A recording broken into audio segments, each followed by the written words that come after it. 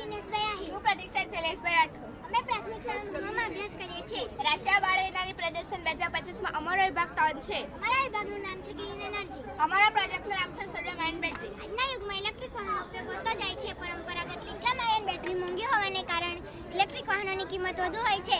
આથી સામાન્ય લોકો માટે ઇલેક્ટ્રિક વાહન ખરીદવું મુશ્કેલ બને છે. લિથિયમ એક દુર્લભ ધાતુ છે. તેનું ખનન પર્યાવરણ માટે હાનિકારક છે. આ ઉપરાંત લિથિયમ વધારે રિએક્ટિવ ધાતુ છે. તેથી તેની બેટરીઓમાં ઓવરહીટ થવાની અને આગ લાગવાની સંભાવના વધુ રહે છે. આથી લિથિયમ આયન બેટરીના સ્થાને એક નવી ટેકનિક શોધી છે સોડિયમ આયન બેટરી. સોડિયમ આપણા સમુદ્રના મીઠામાં પૂરતું મળે છે, એટલે તે સરળતાથી ઉપલબ્ધ છે અને તેની કિંમત પણ ઓછી છે. અમારા પ્રોજેક્ટનો હેતુ ઇલેક્ટ્રિક વાહનો માટે સસ્તી, પર્યાવરણ માટે સુરક્ષિત અને વધુ ઝડપથી ચાર્જ થતી બેટરી બનાવવી. સોડિયમ આયન બેટરીની કાર્યપદ્ધતિ આ મુજબ છે. સોડિયમ આયન બેટરીના 3 ભાગ હોય છે. એનોડ હાર્ડ કાર્બનથી બનેલો, કેથોડ સોડિયમ આયન ફોસ્ફેટ જેવા પદાર્થો, ઇલેક્ટ્રોલાઇટ જેમાં Na+ આયન દ્રવિત હોય છે.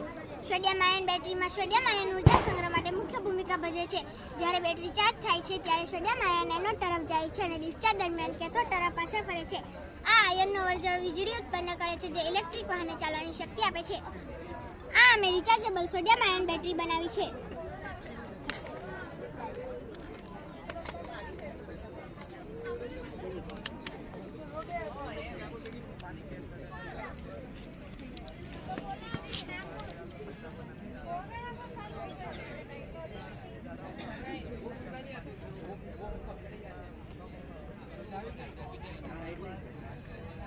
બેટરીને ચાર્જ કર્યા પહેલા 0.11 વોલ્ટ બતાવે છે. હવે બેટરીને ચાર્જ કરીશું. આ પણ રિચાર્જેબલ બેટરી છે, જેને અમે ચાર્જરથી ચાર્જ કરી છે.